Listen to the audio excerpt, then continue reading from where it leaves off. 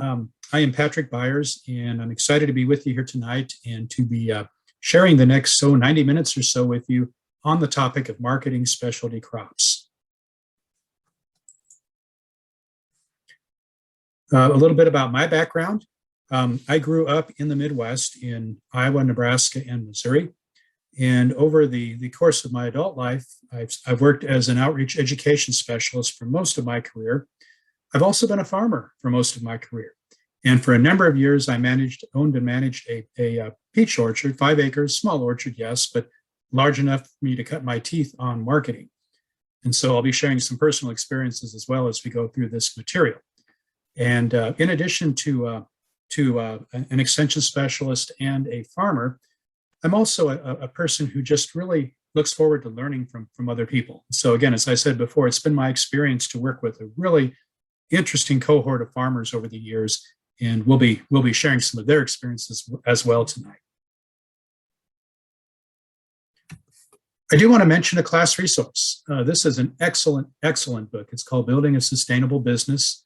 It's a book that is published by SARE, the USDA Sustainable Agriculture Research and Education Branch.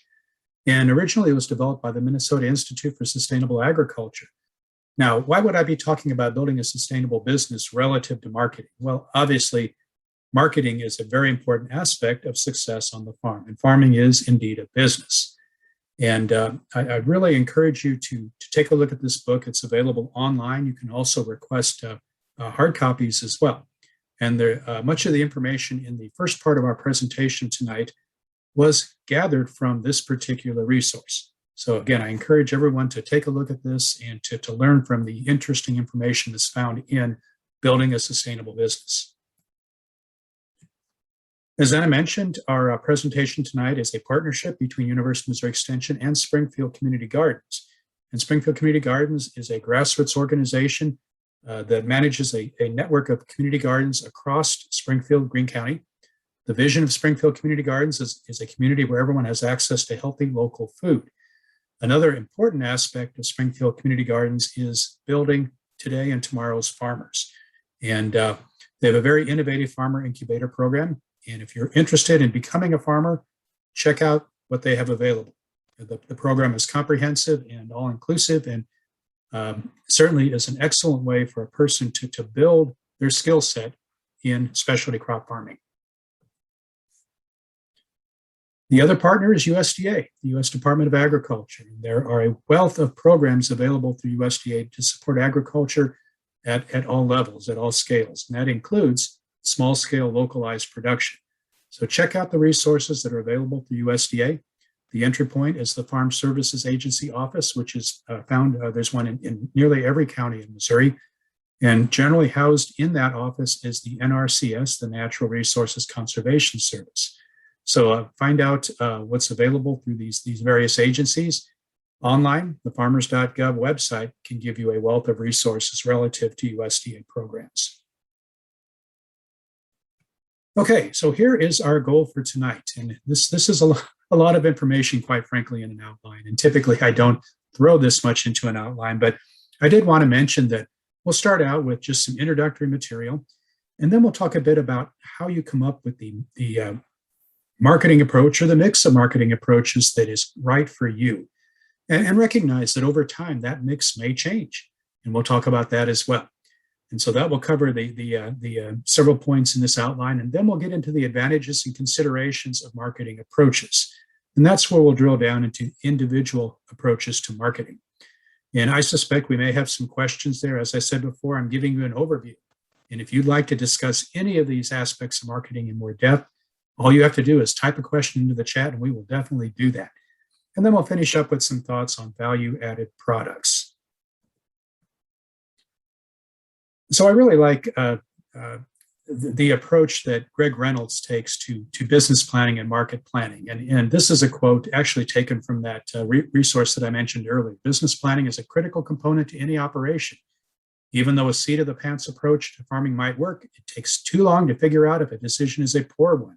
You can waste years doing the wrong thing when you could have been doing the right thing. I love that. And it's been my experience, particularly beginning farmers, that unfortunately marketing sometimes takes a back seat to learning how to grow crops. Now, in actuality, growing crops is just one part of a successful farm business. Marketing is equally important and equally deserves as much attention as learning how to be a good farmer. So let's spend the next 90 minutes or so learning about just that. So you're interested in marketing specialty crops. Again, I suspect since you're with us here tonight that this is an interest of yours. You may be a farmer who is already marketing crops. You may be a nascent farmer who is considering different approaches. You may be a home gardener who's thinking, well, maybe there's some opportunity for me to grow beyond my own garden. And I would say excellent. I applaud you and your interest. All of us have a role to play in building a local food system. But the question is, have you figured out how to get to where you want to go? This picture is interesting. This is a picture taken at our Twilight Farm Walks out at Millsap Farm. We do these monthly, and we've been doing these for 3 years now. And it's been very interesting to learn from the people going through these farm walks. In many cases, they're here to explore ideas. They're here to talk to each other, to talk to the host farmer, to learn about the options. And then hopefully by exploring all the options, they can figure out what their path is going to be. And keep in mind that my path may not be the same as your path. And in fact, in all likelihood, it will not be. So it's up to you to figure out how to get to where you want to go. So why is a marketing plan an important part of an overall business plan? Well, a marketing plan is a bit like a map. And if we see that map there in the picture, we pull the map out, certainly when we're starting out on a trip. We want to get an idea of the different routes to get to our destination. And then as we're driving along, we may see something along the road that interests us. We may pull out that map to see, well, how much of a detour will it be to look at this other point of interest, this other possibility as far as marketing. Perhaps we need to find a new route because there's a roadblock in the way. We pull the map out to see if there's an alternative way to get to our goal. Perhaps we're picking up some relatives in a town and they want to have some input into where we're going and how we get there. Well, we pull out the map to have them take a look as well.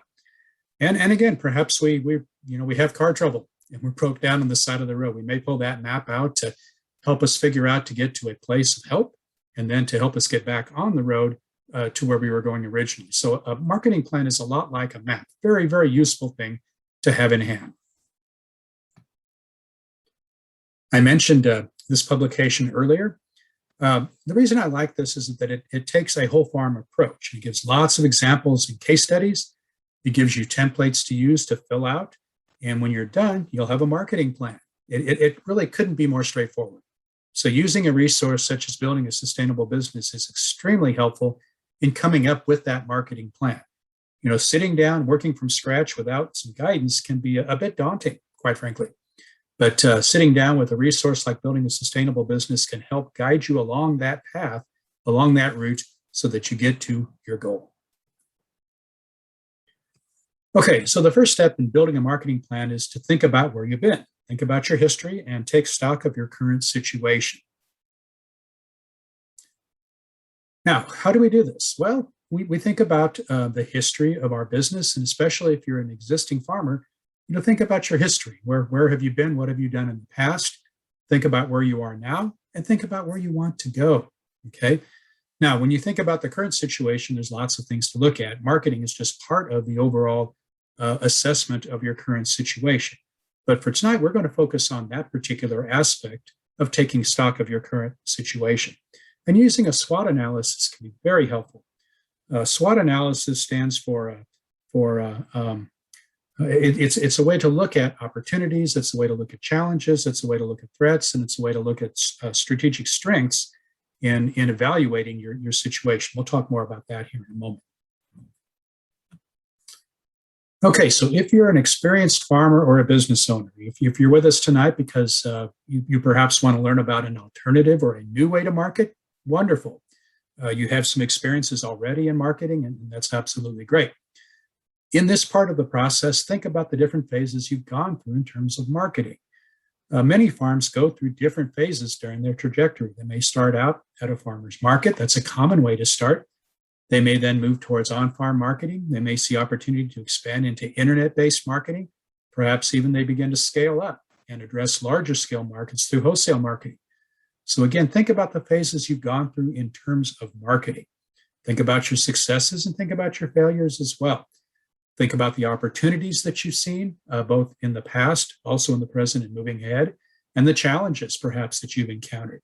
Think about what you've learned from your experiences and think about how your values have shaped the choices you've made.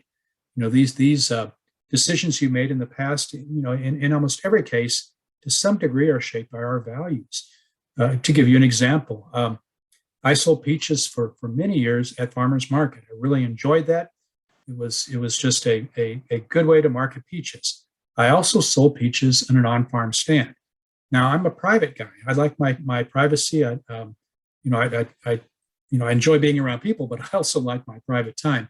And we found that having the on-farm stand encouraged lots of people to stop. Now, granted, this was helpful from the standpoint of marketing peaches, but it came at the expense of privacy. So if you have values such as that are important to you, think about how those values will interface with your approach to marketing. Now, if you're a beginning farmer or a rural entrepreneur, all of us have life experiences that can help guide us when we make decisions such as a marketing approach. So think about what we've done in the past, perhaps in the course of an all-farm job, perhaps in the course of watching other people or other farmers. Perhaps you've worked with community groups, but in many ways, you can bring those experiences into your interest in marketing specialty crops. And then, of course, it's important to think about the markets that you'd like to serve. At this point, you're not actually marketing, but it doesn't hurt to be thinking about the characteristics, for example, of farmers markets in your area, the characteristics of the crops that you're growing and the markets they might be suited for. Give you an example. Let's say that you're just fascinated by garlic. Well, garlic has lots of opportunities for marketing. It can certainly be sold at a farmer's market or on the farm. It's durable enough that it can be sold on the internet and shipped. If you grow to scale, you'll find that there's a wholesale market for garlic as well. But again, the characteristics of the crop can help guide you when you think about the markets that you could serve. Okay, now let's talk about assessing the current situation. Again, we're going to focus on the marketing situation. So here is that SWOT analysis I mentioned: strengths, weaknesses, opportunities, and threats. So again, when we think about the future, when we think about our plans, we should build on strengths and we should do what we can to overcome weaknesses. We should also take a look at the situation and take advantage of opportunities. To give you an example, when I established my orchard, which is close to Highway 60 east of Springfield, I certainly took a look at all of the cars that pass by my orchard site, thousands and thousands of cars on a daily basis. That's an opportunity. That's definitely an opportunity. And then we want to think about warding off threats offered by the environment. Now, in my case, I'm also adjacent to railroad tracks. And I considered early on in the trajectory of my farm that I might want to get into organic production. But unfortunately, the right-of-ways of the railroad are regularly sprayed. And that was a threat that was in place that helped me decide that perhaps moving into marketing organic crops was not a good idea for my particular situation. So again, build on your strengths, overcome your weaknesses, take advantage of your opportunities, and do what you can to ward off threats. Okay, so now here's the thought process. Here's how we assess the current situation. First of all, what is our product? Looking at this picture here, we can certainly see that there's a focus at this farm on pumpkins. There's also a focus on fall. So again, it may be the product certainly, but it may also be an experience related to a location, related to a time of the year, related to something that is over and above just the actual physical crop. Customers, what markets do we serve? For example, are we interested in a market that is focused on tourists? We'll see a picture here a little bit later, but I really enjoy riding motorcycles. And when I'm on a motorcycle ride, I'm always looking for an opportunity to stop and learn more about specialty crop production in the area where I'm riding. And so if I'm riding out west, as I did this past summer, and it's a sweet cherry season, I'm going to stop at roadside markets and check out the sweet cherry situation. And when I'm there, I see lots of other tourists doing the same thing. So think about the markets that you'd like to serve and the characteristics of the customers at the markets. Is a farmer's market in a higher income part of town? Is a farmer's market in a rural area versus an urban area? These are all things to think about because the customer base that serves those markets may not be the same. Think about unique features that distinguish your products. Looking at this picture here, you can see some white pumpkins. That's kind of a unique thing. Think about distribution. How are we going to distribute our products? Are we going to just sell on the farm? Are we going to transport produce to marketing points distant from the farm? How do we price our products? How are we going to come up with pricing on our products? How do we promote our products? And how is our market changing? Again, it's very important to think about not just today, but tomorrow, 5 years, 10 years, whatever your expected trajectory is for your farm. And think about how things might change over time. Of course, none of us could foresee COVID and the influence that that's had on marketing. But in hindsight, if we had known what was coming and we had made some strategic choices, as entrepreneurs did early on in COVID, it turned out that period of time was a very successful time for direct marketers. So again, think about how markets change, certainly in the short term, but also in the long term. Another aspect of assessing the current situation is financial. And again, thinking about the risks that businesses are currently exposed to. And I'm not going to go into a lot of detail here. I will mention that YouTube channel that Anna mentioned, we have a entire workshop on business planning where we go into detail on things such as management of risk. But I'll just mention that marketing approach, a good, strong marketing plan is a very helpful risk management tool. And certainly in the areas of personal risk and production risk, but especially in addressing the risk of market uncertainties. Very important to have a plan in place that looks at contingencies. Now, where do you want to go? So here is where you actually start clarifying your vision, developing a mission statement, and identifying goals. Up to this point, there's been a lot of thinking. Now there's going to be doing, okay, figuring out where you want to go. Now, I mentioned goals. It's important to think about goals, certainly your goals, but also your family and others who are involved in the farm. Now, looking at this picture here, you can see my 4 adult children standing behind me. When I established Byers Orchard in 1991, these children were small. In fact, the second from the left was a baby at that point. But I knew that one of my goals was to raise my children in an agricultural business. First of all, I wanted them to understand the realities of food production, but I also wanted them to understand how to take a product, how to promote it, and how to market it. And indeed, that was very successful. That was one of the values that I wanted to instill in my children. And I think that my family, I think we succeeded into that. Now, again, in this case, when we talk about goals, we're talking about what and who. Again, the what, I wanted my children to experience these things. The who, my children. Not so much the how at this point. And again, remember, there's personal goals, family goals, business goals, community goals, and even environmental goals. And in many cases, when you sit down and start talking with your family and others involved in a farm, some of these will come out. Environmental goals, the idea of organic or sustainable production, community goals, the idea of supporting the people who live in your community, the idea of having a business that is responsive from the standpoint of providing living wages for the people who work on the farm, family goals, as I've already mentioned, personal goals. I'll mention too that when I established Byers Orchard, one of my personal goals was to build my skills as a farmer and a farm marketer. That way I could have relevance to the people that I serve as an extension specialist. So there you go. Again, this orchard was successful in achieving all these goals because of that deliberative process that my family and I went through before we planted the first peach tree. Now, when we think about setting and prioritizing goals, oftentimes we think about timeframes. And every farm has its own unique trajectory, a starting point, a midpoint, and then an exit strategy. Some farms are intended to be multi-generational. Other farms are a retirement project for a family. Some farms may be a source of income for the course of one family's working period, and then it's ended.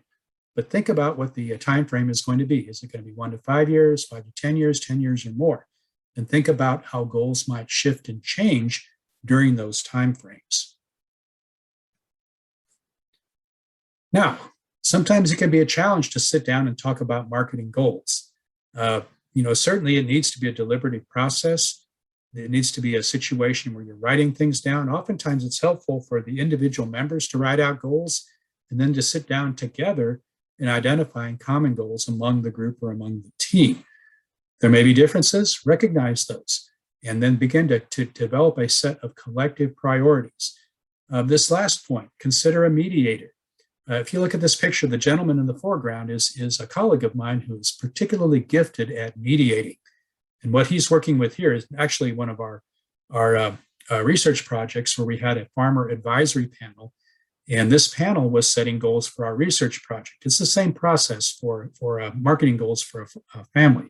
But at any rate, my colleague was able to take all of the ideas from this interesting group of people and collect them together and develop a common vision moving ahead for our project. And again, the same approach works with a family or a team in setting goals for a marketing strategy. So again, don't be afraid to bring in an outside person. Oftentimes your extension specialists are trained in being mediators. And I've worked with a number of families in setting business goals and marketing goals. And I find that to be very rewarding, certainly for myself, but also I think helpful for the family or the team that I'm working with. Once you've set the goals, prioritize them. Again, oftentimes we don't have the resources. In fact, few of us have the resources to achieve all of our goals simultaneously. We have to achieve them over time. And again, there's important goals that we need to focus on first, and then there's medium and long-term goals that, yes, they're important, but we've got to wait till we have the resources, the time, the experience to achieve those goals. And sometimes we have to recognize that achieving an immediate goal may delay achieving another goal. Perhaps we have to use resources for a really important goal up front, and that may mean that we have to delay achieving another goal a little bit further down the road. But just because we've devoted resources to an immediate goal doesn't mean that we can't be thinking about what it's going to take to achieve the next set of goals. Okay, strategic planning. So we've talked about setting priorities. We've talked about goal setting. Now we're going to think about strategic planning. And the reason this is important is that there are lots and lots of ways to get to an end point. Again, if we look at that map of Missouri that I showed you, and if we want to drive from Springfield to St. Louis, there are lots of ways to do that, okay? But we need to find the strategy that works for us, the best way that works for us to get from where we are now to where we want to be. And that's what strategic planning is all about. So let's talk about it. Okay, so here's your strategic planning process: developing a business strategy, evaluating alternatives, deciding on a whole farm strategic course of action, developing contingency plans, and developing the strategic section of the business plan. Now, I'm just going to focus on marketing here. Again, I want you to if you want to drill down deeper into this, take a look at the recording of the workshop that we did on business planning. We spend some time, and we have some really interesting examples on all of these points in that particular workshop. Now, strategic planning is an involved task. It takes time, it takes energy, and again, get help. When you think about planning how something as important as a marketing approach for a farm-based business, you can sit down and think about these things and write things down, but why would you not want to bring in experts to help you? Really, a team approach is the best way to come up with strategic planning for a marketing strategy. In the team, some of the members might include your banker, other farmers who have experience, extension specialists, business specialists, those who work with federal and state agencies, and perhaps even the people you intend to sell to. So again, all of these people can provide input in helping you get to where you want to go. Don't be afraid to reach out. And again, as I mentioned earlier, your extension specialists oftentimes can be an excellent starting point for developing that team to help you with your strategic planning for that marketing plan. Okay, so marketing strategy. First of all, you need to define your customer or your target market, okay? And again, sometimes this is not as straightforward as it seems, but in many cases it is. So figure out who your customer is going to be and what your target market is going to be, and think about what you can do to develop everything that you do to satisfy that target market. Looking at this picture here, this particular farmer was enamored of garlic. And so she and her two brothers developed a garlic farm, and they developed a very interesting strategy for marketing the garlic. They called it Blue Rooster. all of their booth is blue. They have blue shirts, and they looked at things such as their promotion, their distribution, and their pricing to focus on making a success out of marketing garlic. They're also marketing at a farmer's market. So their strategy is targeting farmer's market and the realities of selling at a farmer's market. So again, thinking about the market, who is the target customers and what do they value? So looking at this particular booth at a farmer's market, if we look at the banner across the top, we see several things that are of interest. First of all, we see the name of the farm, A Taste from the Past. Well, that gives us a clue that they might be appealing to nostalgia, perhaps to crops that would have been important in the past. Perhaps they're thinking about, as we can read a little bit further down, heirloom vegetables. Heirloom vegetables oftentimes have unique flavors. You'll notice another part of that sign, no pesticides or chemicals. Now, this farm is not organic, but they are promoting the fact that they don't use pesticides or chemicals. And there's a demographic of customers that's very important to them. So again, this particular farmer's market booth is targeting customers who are interested in no pesticides or chemicals, are also interested in heirloom vegetables, and are also perhaps interested in that bit of nostalgia for the past. So again, this can be a way to target a segment of the customers. Now, what's the product going to be? And here's an example here. These are value-added products, but this particular farm takes their berry crops and turns them into jellies and into syrups. And when we look at that, yes, there's lots of jellies on the market. Yes, there's lots of syrups on the market, but the labeling promotes the fact that these are locally grown, and it also, the packaging is unique. So again, this farmer has looked at the fact that there's a segment of a demographic of customers where these are important things, and they're targeting that particular group of customers with the product that they're offering. It's also important to look at competition. Who else is doing what you're doing? Who else is producing the crop spectrum that you're growing in, and who else is looking at the marketing approaches? And how will you position yourself to be successful?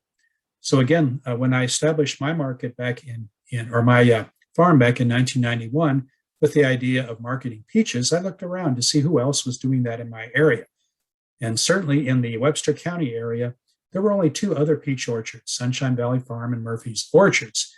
And the combined production of these two farms and mine was still below what I felt the local market, certainly in Springfield, but also in the Webster County area where my farm is located, the demands were not being met. So again, even though I had competition, I was comfortable. I also was interested in growing some unique types of peaches, white flesh peaches, for example, which neither of these farms had in their product mix. So again, I'm positioning myself with a unique type of peach, and I'm also not as concerned with the crop that I'm intending to grow and direct competition. So again, this is part of the thought process to go through in thinking about competition. Distribution and packaging. How and when will we move our product to market? And again, in my case, we harvested peaches and then we loaded them up in trucks and drove off to farmers market. Pretty straightforward. When you move into more complicated markets, particularly markets to wholesale clients, such as restaurants, grocery stores, institutions, then distribution and packaging become a bit more involved. But again, think about what this is going to look like in the particular scenarios that you're considering. How are you going to come up with a price? Now, there are different ways that you can arrive at pricing. In the case of wholesale marketing, there are what are called terminal prices, and these are prices that are paid at various terminals around the United States for products coming into those terminals. These are typically the more traditional products. There are both organic and conventional crops that are listed on terminal pricing websites, so you can learn about what these crops are bringing. But that's not particularly helpful when you're thinking about direct marketing. And so with direct marketing, it's important to survey markets to learn about prices the crops are bringing. Certainly visit farmers markets, visit roadside stands, visit pick your owns, and learn what these crops are bringing. That will help guide you in setting your own prices. It's also, of course, important to understand the cost of production of your crops. What does it cost to actually grow a pound of blueberries or a quart of green beans? And if you understand the cost of inputs, that gives you a good handle on what you need to charge for that particular product so that you see a fair profit. Promotion. How are you going to communicate with buyers or customers? Promotion is basically a market signal. It's a signal that you send from you and your farm to potential buyers or customers. And those signals are very important. Certainly price is one of those signals, but other things are important as well, such as labels, packaging, advertisement, signage. All of these things become part of promotion. Looking at this picture here, these are products that are produced by Persimmon Hill Berry Farm in Southwest Missouri. And this is a berry farm that produces blueberries, blackberries, and other berry crops. And they make a number of products out of these crops and sell them both locally and over the internet. And you can see some of these delicious crops right here. Inventory and storage management. How are you going to store inventory and maintain product quality? Marketing goes hand in hand, obviously, with production, harvest, and handling. And to be successful at marketing, you have to deliver quality. So again, it's important to think about things such as how you're going to manage inventory, both of fresh produce, but also if you decide to go into value added, how you're going to handle inventory of value added products. And how are you going to store these products? Now, ideally, of course, you'll market produce as quickly as possible after harvest, but it can be very helpful to have cold storage to help hold crops for some period of time. This broadens the window in which you have to market the crops that you've produced on the farm. Now, the marketing strategy resource that I really strongly recommend are what are called the NCAT Marketing Tip Sheet series. And this is a series of marketing tip sheets developed by the National Center for, I'm drawing a blank on what that acronym means, but it's a organization that focuses on local small-scale sustainable agriculture. And they've developed this series of tip sheets on all the different aspects of marketing for farmers.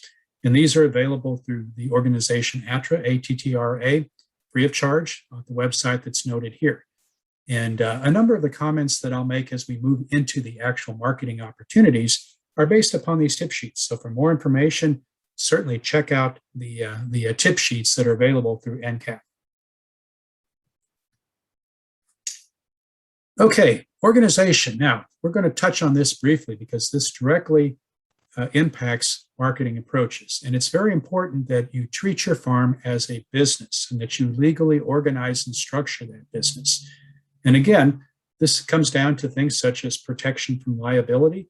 It's important to protect our personal assets when we are involved in a farm-based business. And we unfortunately expose ourselves to risk when we begin to market the crops that we produce on the farm. So we definitely want to think about how we're going to legally organize and structure our farm-based businesses. It's going to have risk management implications, financial implications, tax and estate planning ramifications. All of these are related to the legal organization of our farms. And you want to get this right. So work with a tax specialist, work with an accountant, work with a legal advisor or an attorney to make sure that you understand all of the implications of the legal organization, the business organization that you choose to use. Here in Missouri, traditional organizational structures for farm-based businesses include sole proprietorship, partnership, BC or S corporations, LLCs or limited liability corporations, land trusts or cooperatives. And I'm not going to go into detail with any of these, but just to say that these are the options. Talk with those resources that I mentioned earlier to figure out what is right for you. There's also information on farm business structures. This particular resource available from NCAT as well, and it's part of their Beginning Farmer Business Tip Sheet series. So check that out. It's available free of charge on the internet as well. Okay, so we've gone through all of this process that I've talked about to this point.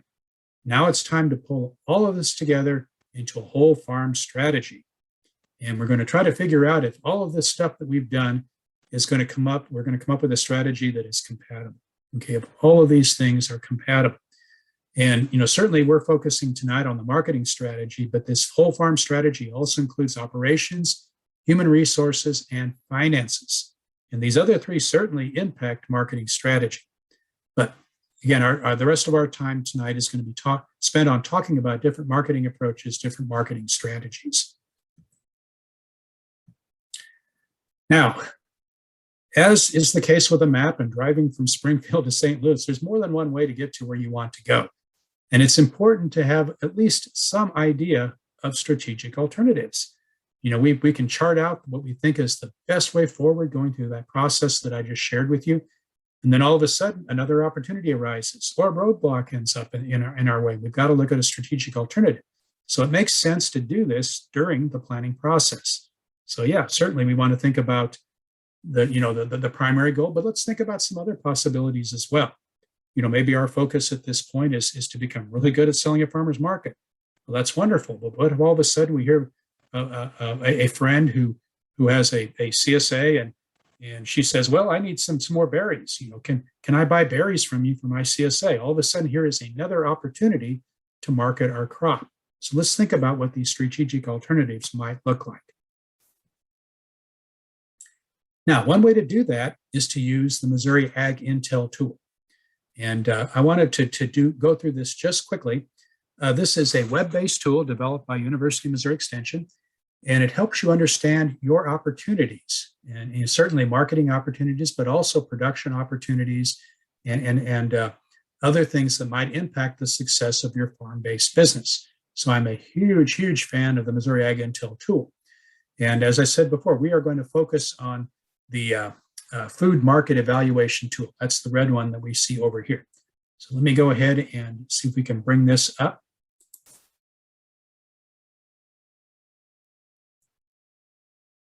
Okay, Anna, are we on the website now? It is still loading. Okay.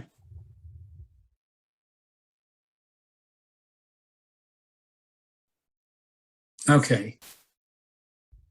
I think what I'm going to have to do is discontinue sharing and then resume sharing with this particular window. So give me just a moment and I will do that. All right.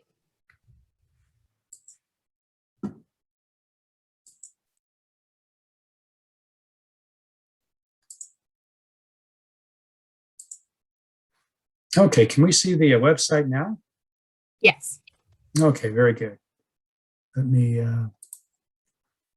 Okay, so we'll go to the evaluation tool for the food markets. Let's take a look at that.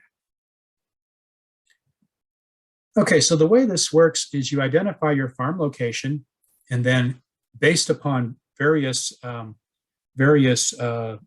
marketing opportunities, will generate a report that helps give you a feel for what's available in your area. So we'll go ahead and do this here.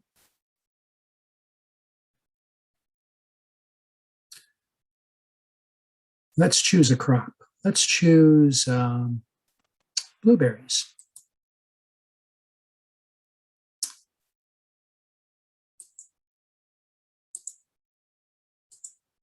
Let's look at distribution channels.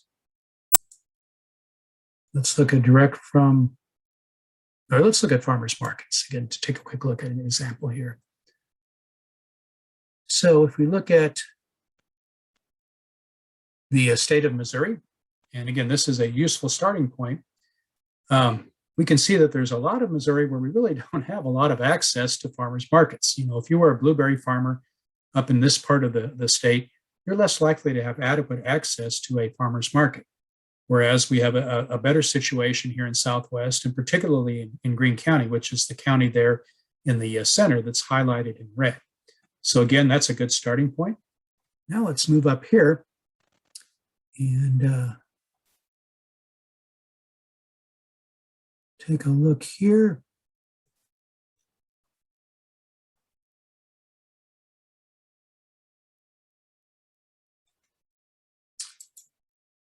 Oh, looks like I'm having some connectivity issues. I apologize for that.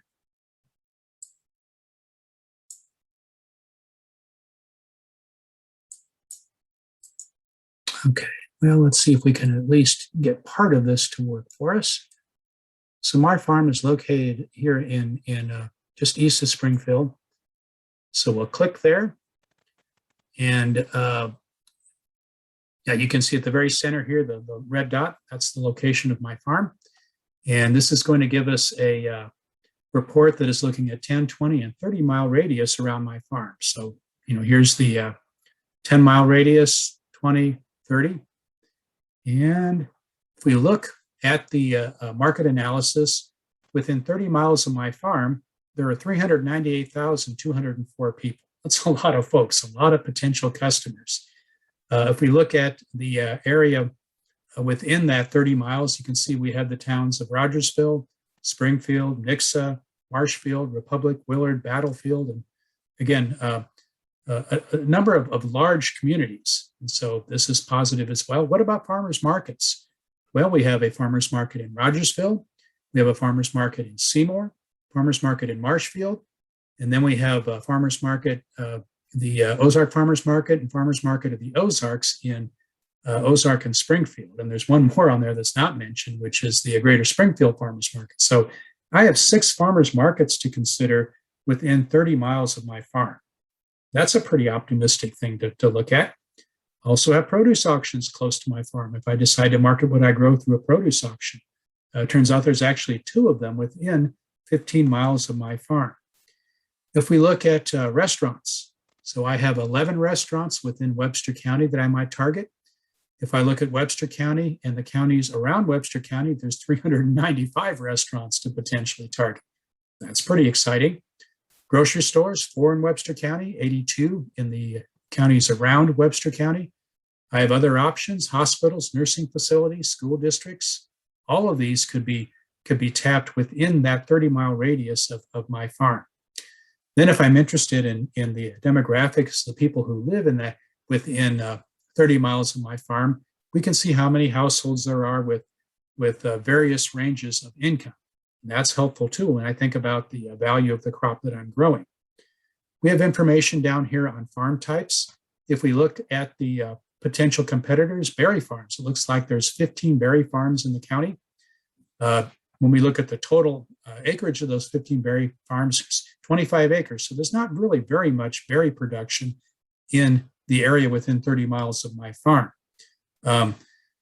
Again, this is all useful information when I think about, first of all, the markets that I would want to serve, and secondly, the crops that I might be interested in growing. So again, the Ag Intel tool is a very, very useful tool early on in that planning aspect of developing the specialty crop farm. So Anna, do we have any questions at this point before I go back to the presentation? We do not right now. If you have any questions, feel free to use the Q&A button at the bottom of your screen. You can click on that and put your questions there. Okay, let's go back then to the presentation.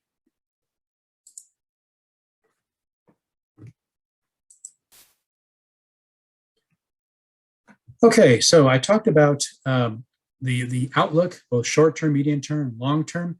I'm not going to get into a lot of detail here as far as what profitability, liquidity, solvency, and risk look like, but that's part of that long-term outlook. And, this can be a challenge. It can be a challenge to think ahead 10 years and how you can position your farm so that all of these things, profitability, liquidity, solvency, and risk are managed. So again, refer to the publication I mentioned, and also check out that recording that I mentioned as well. Okay, so you've gone through the process. You should now have a plan down on paper. You should have something concrete that you can hold, that you can touch, that you can share. Now is the time to present your plan to the team, your family, or the team on your farm. And now is the time to start implementing and moving along towards your goals. And again, this is so exciting, so exciting. As a person who has done this, I can't tell you how thrilling it is to actually start moving along the road that I've planned. And that's your assignment. That's your assignment after our time tonight. If you are seriously considering marketing specialty crops, that's your assignment to get started on. And again, as I said before, please feel free to reach out if you want someone to take a look at your marketing plan. If you want to bounce ideas off of another person, let me know. I'd be happy to be that person. Okay, now from this point on tonight, we're going to talk about specific marketing alternatives, different ways that farmers can market the crops that they produce. And certainly this part of the presentation is looking at small scale production, but it also applies to large scale production as well. So again, as we go through this material, please feel free to put any questions you might have in the chat, or I'm sorry, not in the chat, in the Q&A, and Anna will keep an eye on that and let me know, and we will tackle them as they come in. So a starting point for many farmers, especially new farmers, from the standpoint of marketing their crops is a farmer's market. Now, what is a farmer's market? Well, basically, it's a collection of people producing crops, producing value-added products, sometimes producing crafts and other items for sale that gather together at a specific location on a specific schedule. And then they make their products available to consumers, to customers. And some farmers markets are very loose, others are very tightly regulated. Farmers markets are found in rural areas, they're found in urban areas. Some farmers markets are large with hundreds of vendors, others are much smaller with perhaps a half dozen vendors. But again, all of these farmers markets share some common characteristics. Typically, the location is determined not by individual farmers, but by some sort of governing organization. It could be the Farmers Market Board, it could be a civic organization, it could be a governmental body. Someone determines where the market is going to be. That entity frequently develops facilities for the market, and in many cases will do a promotion for the market, and in some cases develop insurance to help manage risk for the vendors at the farmers market. And then the farmers, their responsibility is to grow quality crops, transport them to the market, price them fairly, and then sell. Okay, that's basically what a farmer's market is. Farmers markets are found, as I said, in rural areas. Most towns of any size have a farmer's market, and many urban areas have more than one farmer's market. Now, what are the advantages of a farmer's market? From the standpoint of maximizing money per unit, this is where it's at. The highest return per unit of produce is typically seen at the farmer's market. Farmers typically don't have to be as focused on promotional activity if they sell at farmer's market, because the farmer's market takes care of that for you. The signage directing people to the market, the ads in the newspapers, the flyers that are put out at local businesses, the radio and television and social media activity is frequently organized by the market, okay? That doesn't mean that farmers don't need to promote. In fact, a farmer's market can be a great place to promote. But from the standpoint of the overall market, someone else frequently takes care of that for you. The variety and volume of what you take to market is up to you. There's flexibility. Now, I will say that the successful farmers market vendors are those that have booths that exude abundance. As a friend of mine says, you pile it high and watch it fly. And she is one of the most successful farmers market vendors that I've had a chance to interact with over the years. So I definitely pay attention to her advice. There's no standard pack or grade. You can sell whatever you want. You can sell by the piece, you can sell by volume, you can sell by weight. There's no standard. Now, yes, I should qualify that by saying that, there are some standards that have to be adhered to. For example, the Missouri Department of Agriculture provides standards for sales units of many produce items. And you don't have to adhere to those, but it can be helpful to adhere to those. Grade, now, obviously, there's not an inspector coming out the farmer's market saying that's grade A, that's grade B, et cetera, but it is important that you deliver quality to the farmer's market. Farmer's market is a fabulous place to have direct contact with customers. That face-to-face contact, that relationship between consumers and farmers is never stronger than it is at farmer's market. And it's a great place to build a loyal base of customers. I remember probably the third or fourth year that we sold peaches at the farmer's market. I was walking around the market, just kind of checking out the other vendors while my family was running the booth. And I saw a couple of customers, and they were chatting amongst themselves, and there were three of us selling peaches that day at the market, and they walked by one of the vendors. One lady said, "Well, why don't we get our peaches here?" And then the other lady said, No, we're going over to Byers Orchard. That's my peach orchard." And that told me, again, that connection between customers and farmers can be cultivated and strengthened at that farmer's market. So again, it was very gratifying as a farmer to hear a comment like that. Now, some considerations. Think about the market carefully. Not all markets are suited for the goals of a particular farm. If you're marketing a very specific niche type product, it might be better to work with a larger market that has a larger base of customers, where you can separate out that group of customers that are interested in your niche product. If you're selling tomatoes, it probably doesn't matter which market you choose. But if you're selling a particularly high value tomato-based product, then you may be looking at a market that would have a clientele that would include customers for that particular product. Labor costs at the farmer's market can be high. Keep in mind that you have to staff the booth at the market, and the schedules can be demanding as well. Going back to my experience as a farmer's market vendor with peaches, our market opened at 8 o'clock. I had to be in line at the market at 6 o'clock so that I could be in place and setting up by 6:30, because it took about an hour and a half to get set up and ready for farmer's market. And then I sold peaches until noon. So again, I already had a full day of work by the time the market was over at noon, and still having to go back home and work in the orchard. So keep in mind that schedules can be demanding. Obviously, there can be direct competition. If you go to a farmer's market of any size in August, you're going to see a number of people selling tomatoes. So let's figure out how to differentiate our product from those who are selling a similar product. And this can be done by growing different types of tomatoes, by different displays of tomatoes, by offering tomatoes in different types of packs. There are ways to differentiate even a more of a commodity type crop. You really have to be good at positive interactions with the public. Quite frankly, if you're not a people person, find someone else to staff the farmer's market booth, because you have to have positive interactions. Again, I remember the value that my father-in-law brought to my booth at farmer's market. He was a retired insurance salesman and had a gift of striking up a conversation with anyone. I think obviously based upon his career choice, but he could go stand in front of my booth and strike up a conversation with anyone. And within a few words, he was extolling the virtues of the peaches that we had at the booth. So he was very good at having positive interactions. And then think about the market rules and what those are going to be like. Most markets have an annual membership rule or annual membership fee. Some markets have what are called stall fees that you pay each market that you're present.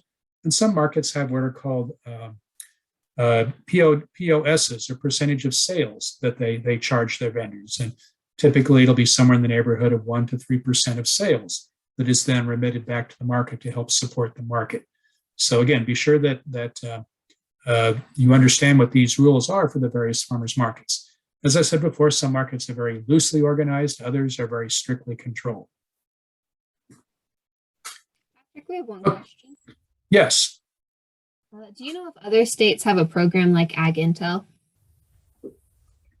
Do other states have a program like Ag Intel? I will be honest, I have not investigated that, so I don't know. I will. I would think that the case is yes, there are other tools out there to help the farmers in other states assess opportunities. Again, check with your local extension service, and generally the specialists with extension are tuned into these tools, and in some cases help develop them. All right, thank you. That's our only question right now. Okay, so some tips to sell at farmers market. Your display has to be attractive. Looking at this display here, we saw this earlier, but I couldn't help but bring it up again. That is an extremely attractive display to my eye. We see beets of different types in the center in a very attractive display. We see carrots of different types. We see abundance. We see things that are stacked high off the ground, so they're in clear view. Again, just a very attractive display that invites people to come on over and shop at that particular farmer's market stall. Clear signage is necessary. You must have clear signage for pricing, as we see in this picture here. There should also be clear signage identifying your booth at the farmer's market. Always think about sampling if this is possible. Some markets allow it, some do not. In some cases, this is a decision that is made by the health department in that particular area. But if it is allowed, do it. Again, getting a freshly harvested fruit or vegetable into the hands and into the mouth of a potential customer, there's no better way to sell. Always think about customer service. Always think about what you can do to make the shopping experience pleasant and fulfilling.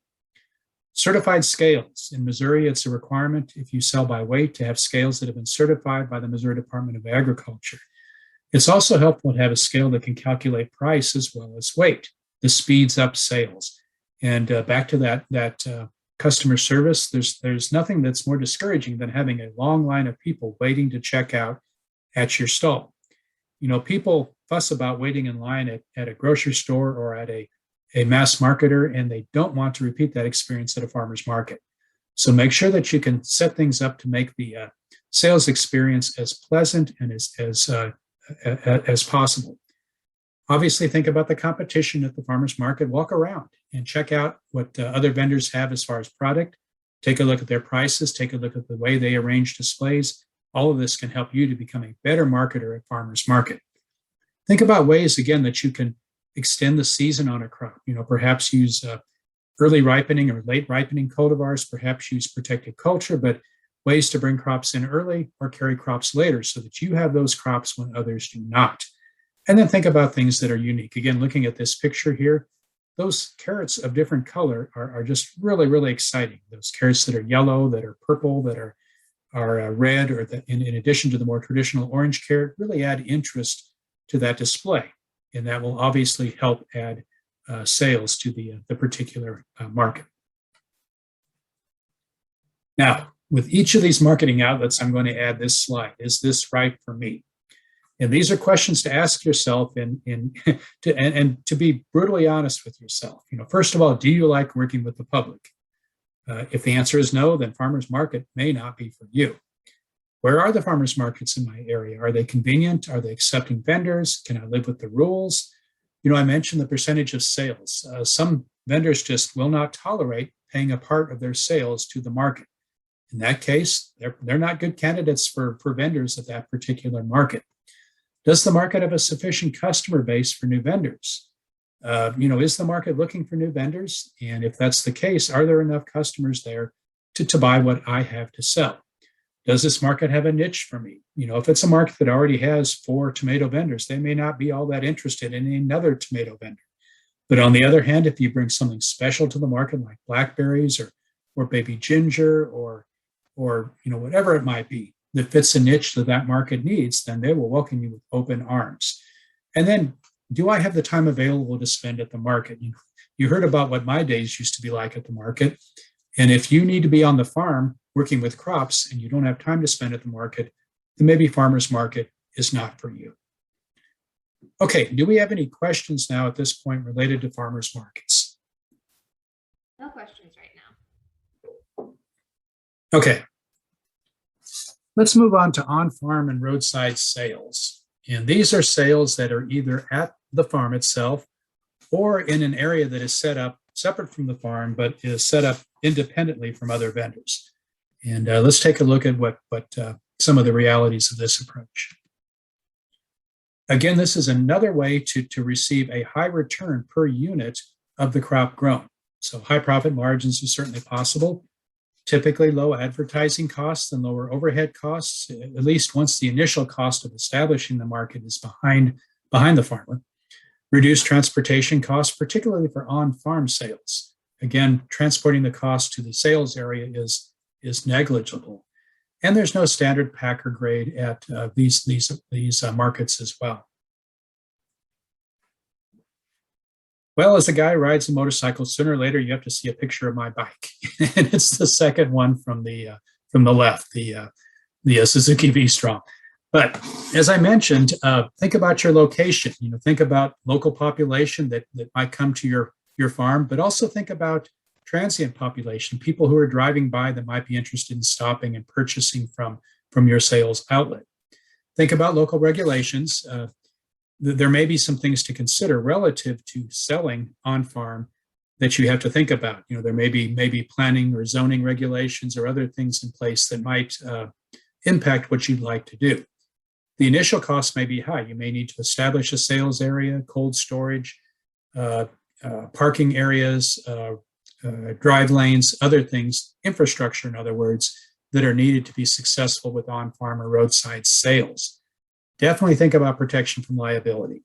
And once you invite people onto your farm or to a roadside stand, you have to think about liability.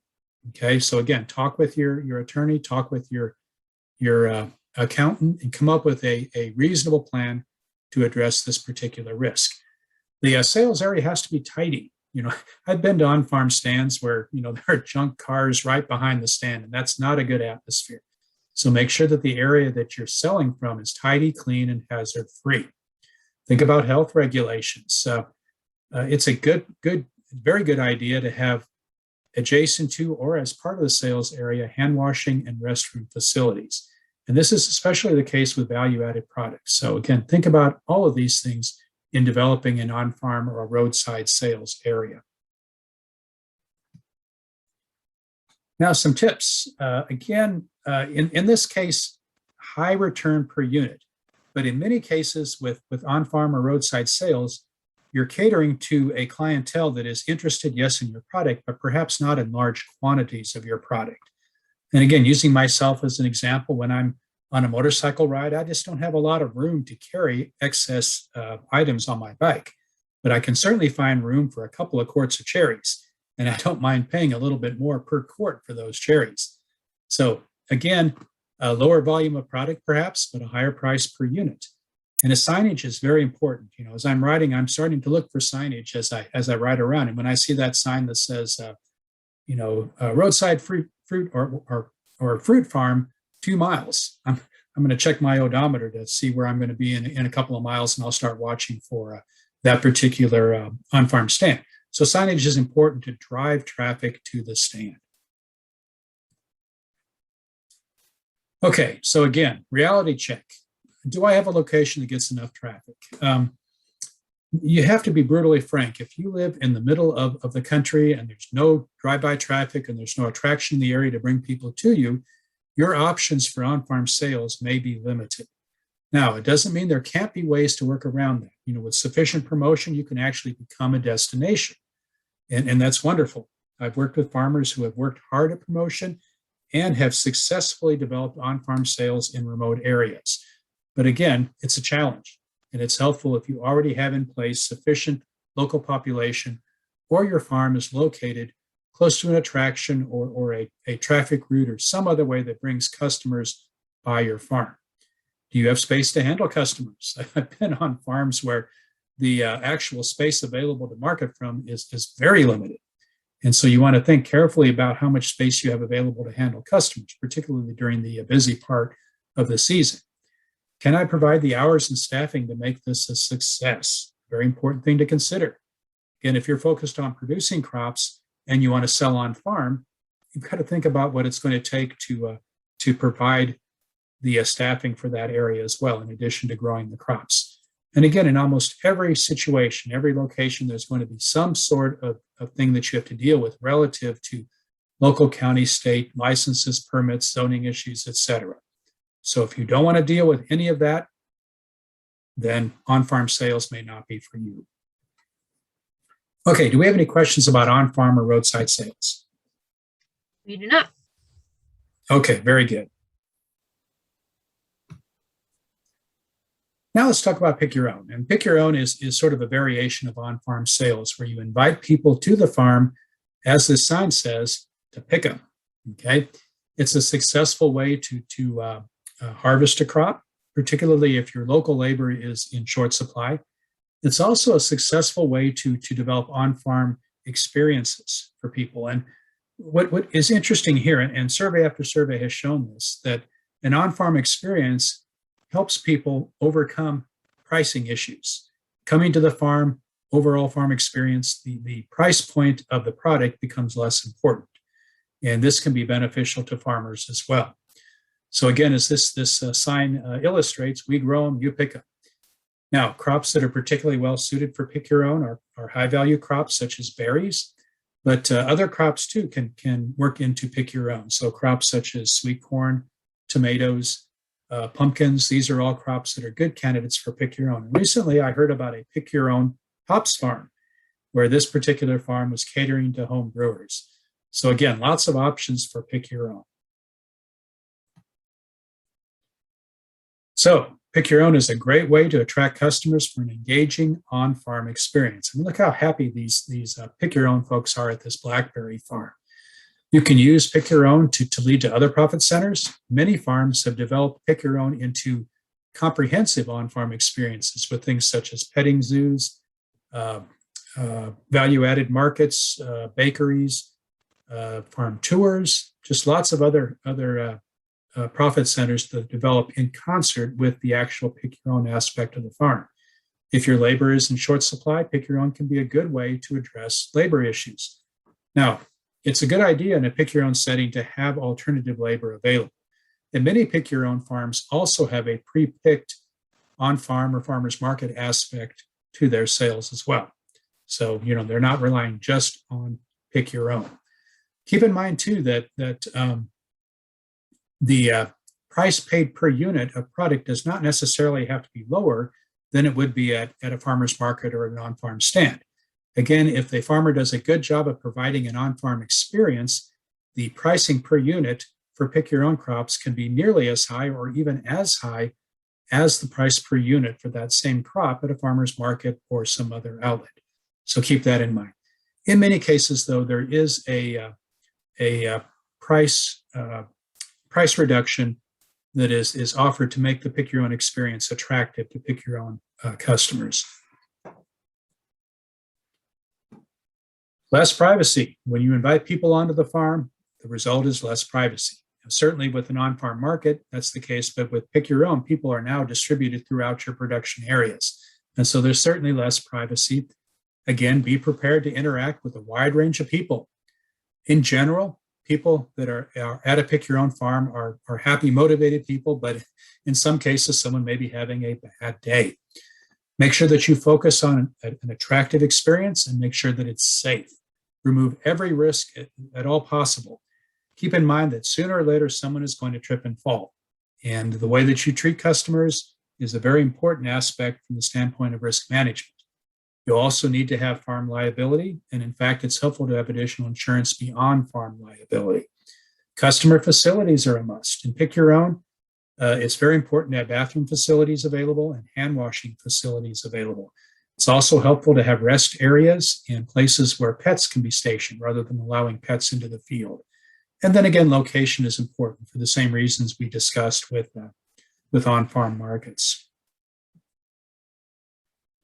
Some tips: have something to see, something to do, and something to buy.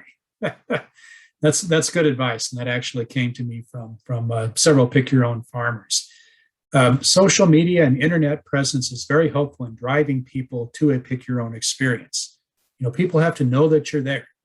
And it's interesting, surveys have shown that the target demographic for pick your own frequently is young females with children.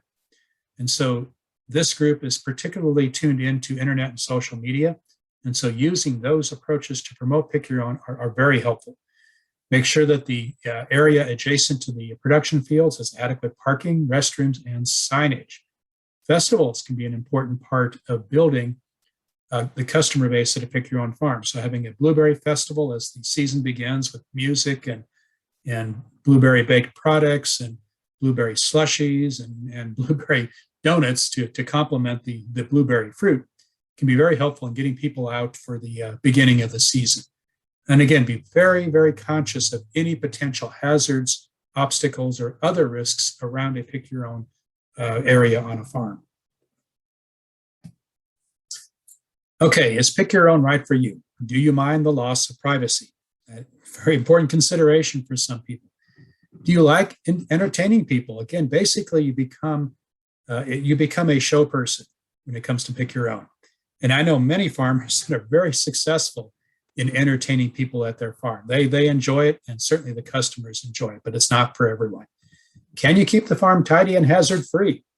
Do you have enough people available to support the farm from the standpoint of pick your own customers? Do you have the space for parking? Do you have the permits? Do you have the insurance? All of these questions you need to consider when it comes to deciding if pick your own is for you. Okay, any questions about pick your own? No pick your own questions.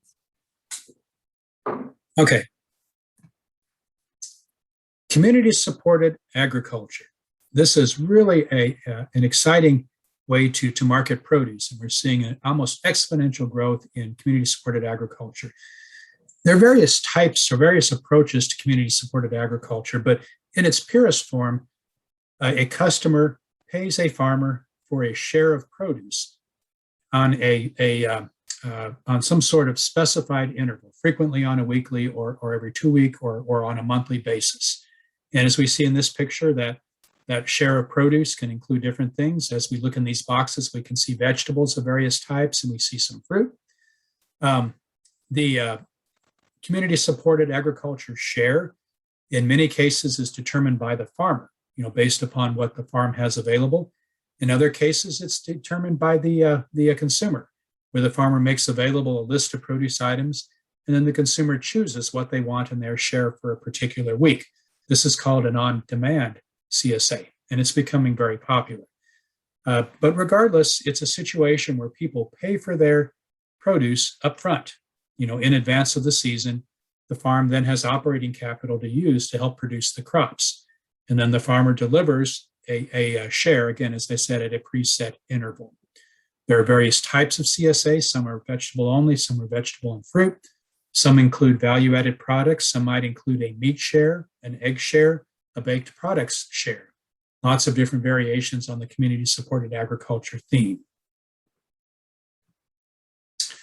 Some advantages. Customers pay up front, and this gives a farm operating capital.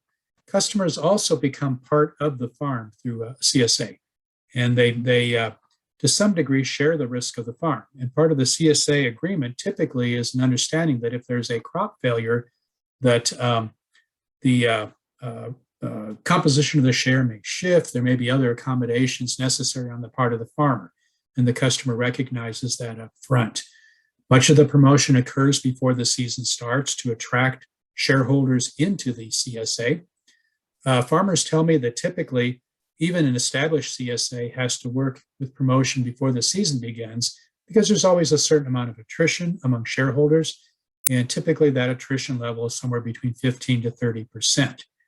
Now, there's no standard pack or grading, although obviously quality is critical when it comes to packing a CSA share that will satisfy a CSA customer.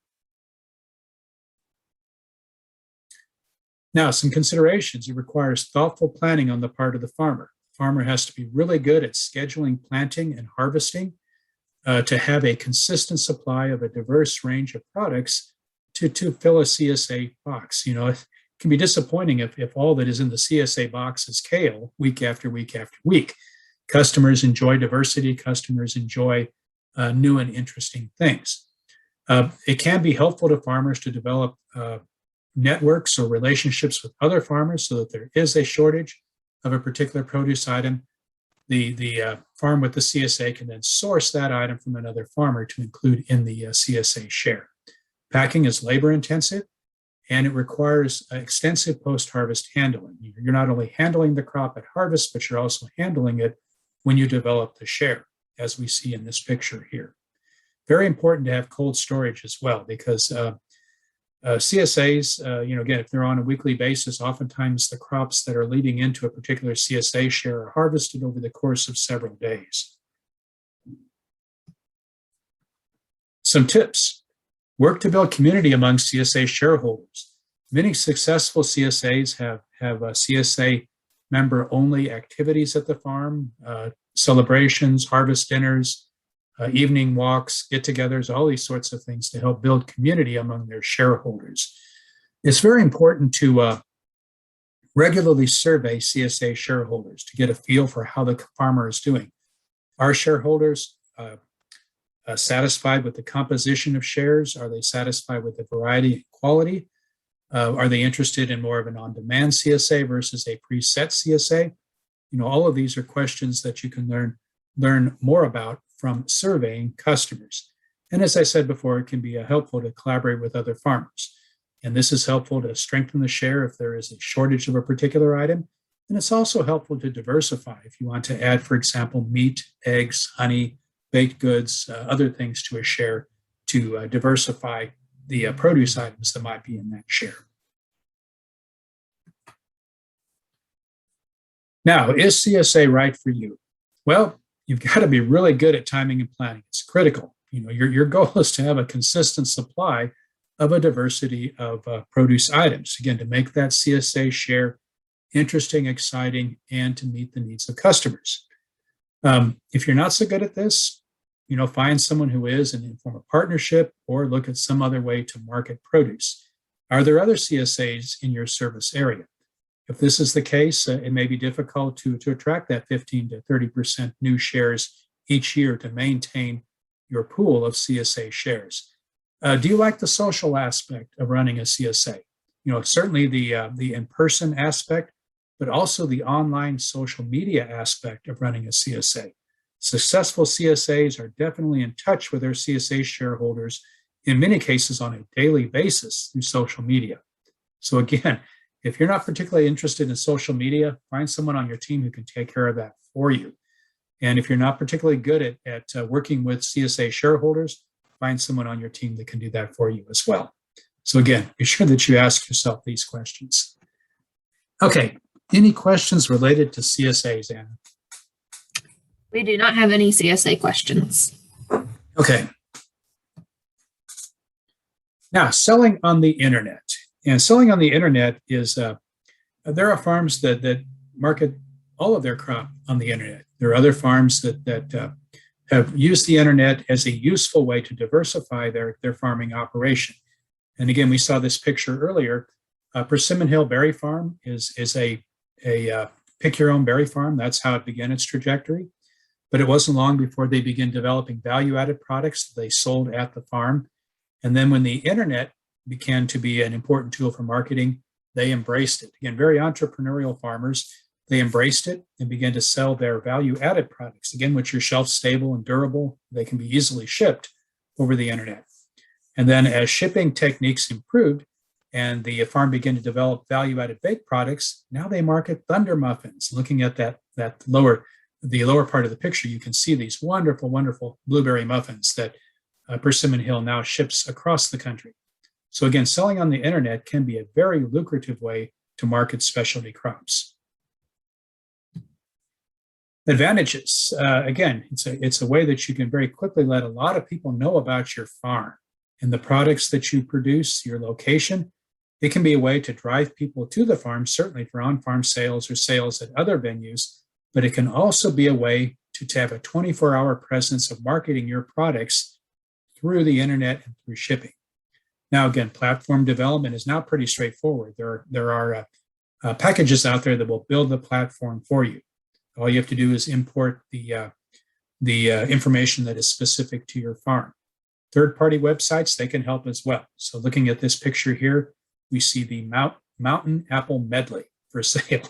And again, this is apples are a relatively durable crop. They can be easily shipped. And here we see a 24-hour marketing presence. And again, third-party websites, sites such as Amazon can be very helpful in marketing specialty crops on the internet as well. Some considerations. Obviously, there's less personal connection between farmers and customers. And in fact, internet sales are sometimes a bit impersonal. The internet presence does require maintenance, continual maintenance, particularly if you're selling fresh products, because again, the supply and pricing can change from week to week. And so it's very important that that internet presence be continually maintained. You want to think about the purpose of your website. Is it strictly to drive people to sales at your farm or elsewhere? Or are you using it as a platform to manage sales itself? So again, looking at this particular website, Peter's Orchard and Market, they're actually marketing pecans, through mail out type orders. But this website also has information driving people to Peter's Orchard and to their roadside stand. So again, think about the purpose of the website. Obviously, if you're going to be shipping, you need to be thinking about your options. What is the closest, least expensive, and most reliable shipping options? And again, the big three, USPS, UPS, and FedEx, but they're not the only options. But again, definitely think about how you're going to get product to the consumers and make sure that you know the cost of packing and shipping. You can build this into the cost of the items, or it can be added on as a separate cost. But again, make sure that you know what those costs are and that you understand the preferences of your customers from the standpoint of shipping. And this is interesting. Again, surveys of customers for internet-based farm markets sometimes have very strong preferences in wanting to receive, for example, their shipments in recyclable packaging, for example. So again, it's a good practice to regularly survey your online customers to get an understanding of what meets their needs. Some tips: obviously outline your goals. Why do you have a web presence? Use a professional to develop your website. I've seen some pretty rudimentary websites out there. So use a professional. They're definitely worth the development cost. Make sure that you select a domain name that is easy to spell, short, meaningful, and easy to remember. Now, again, in reality, very few people are going to type your domain name into a search engine, but it's still very helpful to have a domain name that is quick and easy and understandable. Make sure you diversify your marketing strategies. Yes, the internet can be a helpful way to market, but it's good to pair that with other options as well. Use social media in concert with your website. Use social media to drive customers to your website. So social media platforms such as Facebook, Twitter, those sorts of approaches can generate interest in your products and help promote products, and then drive those potential customers to the website where you can actually make the sale.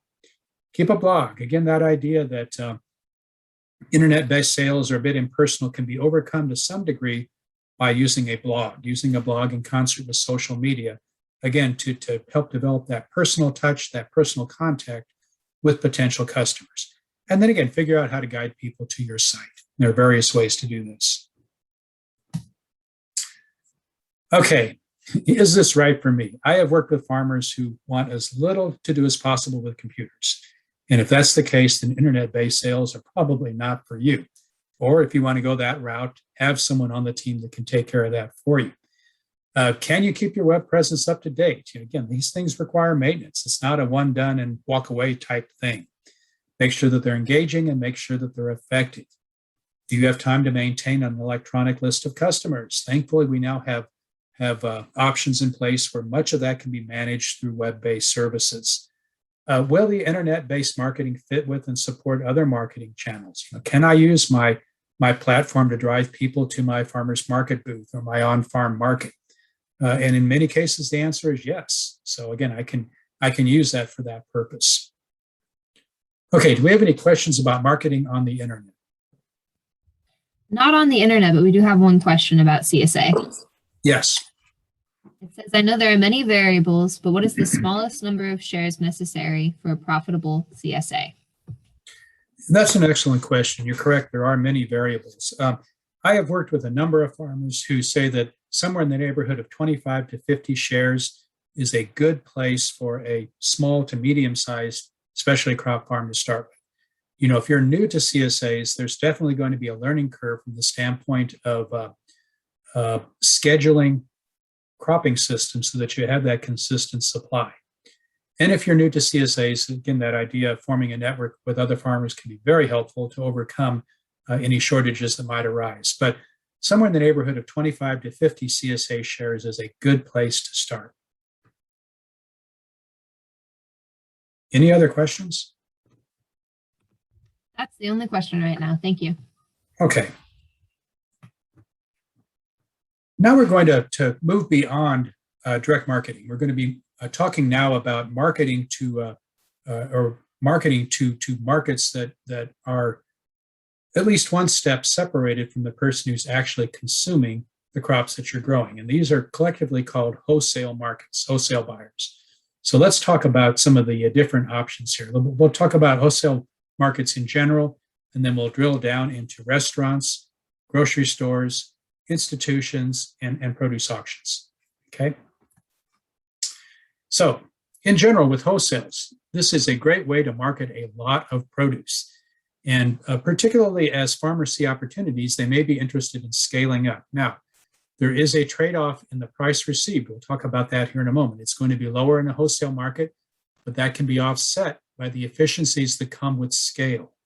The idea of producing a large quantity of product, selling each unit at a lower level, but with the efficiencies of scale, profitability can actually improve in this setting.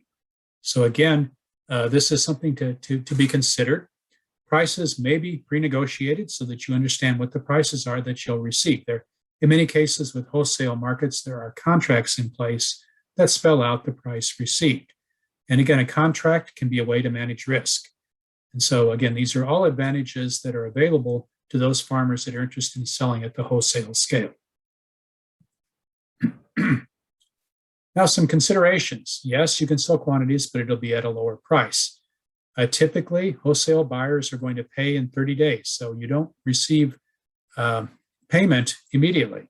Yes, it's coming, but there may typically be a lag period from when the sale is made to when payment is received. Price is set through negotiation in many cases. And if you're not fond of negotiation, then find someone in your team who does like negotiating. And this can be a bit of a challenge sometimes because the actual price received, if there's not a contract initially, the price received is not clear in many cases. And you need to come into the negotiation, first of all, with an understanding of the cost of production, and secondly, with an understanding of what an expected typical price might be for the commodity or the crop that you're interested in selling on a wholesale market. In many cases, you have to meet packing and grading standards. Someone else has decided what the pack is going to look like. Someone else has decided what the standards are that you must meet with that product. Now, what is pack? Well, the pack defines the size of the packaging of the product. It might be something like a 12-pint flat. That's a common pack for blueberries. It might be something like a 20-pound box. That's a common pack for tomatoes. A 40-pound bushel box of apples. These are all standards that are clearly defined and that have to be met in many cases to sell to wholesale buyers. And the reason is understandable. Wholesale buyers need to know exactly what they're getting when they sign that contract. Post-harvest requirements. Again, it's very important to recognize that when selling to wholesale buyers, there is going to be a time lag from when the farmer sells the product to when that product is going to be used and consumed. And in order to stretch that window as widely as possible, very important to have good post-harvest practices in place. And typically this means very careful handling at harvest. It may mean running crops over a grading line. And almost invariably, it means having adequate cold storage in place to cool the crop down and then to hold the crop in a cold state until it reaches the market. And this is called maintaining the cold chain.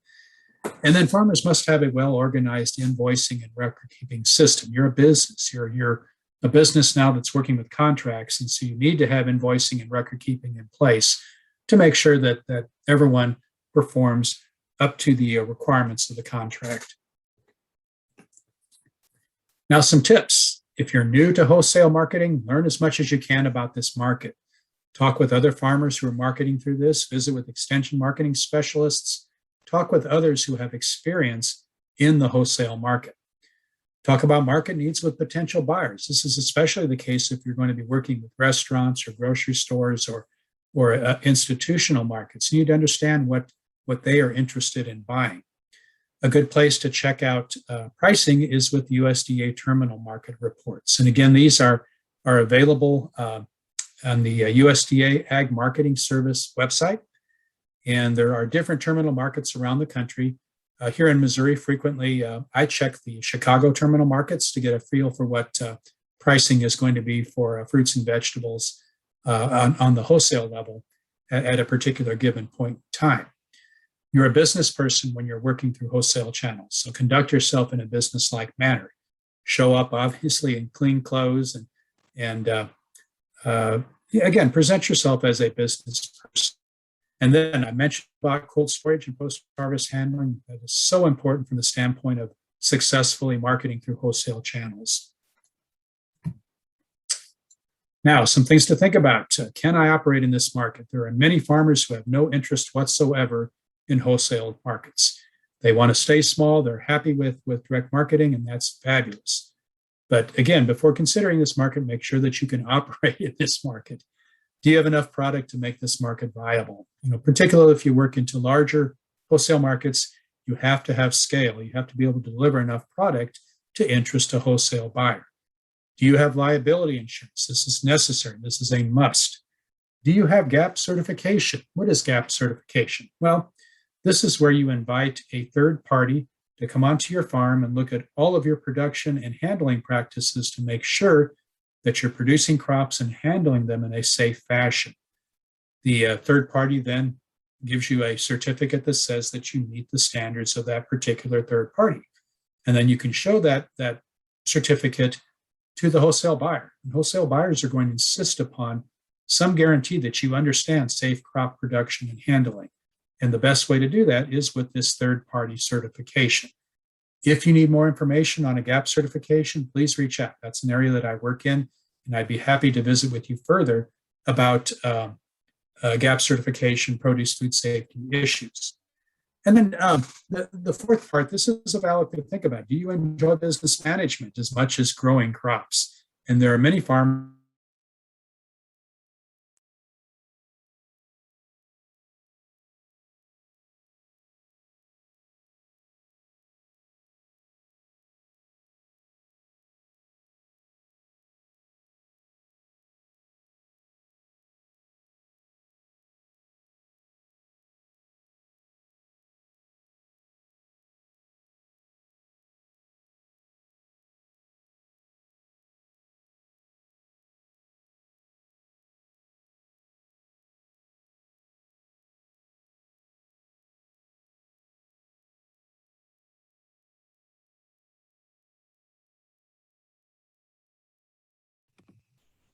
I think we lost Patrick there for a second. I'm going to give him a call and see if we can get him back on.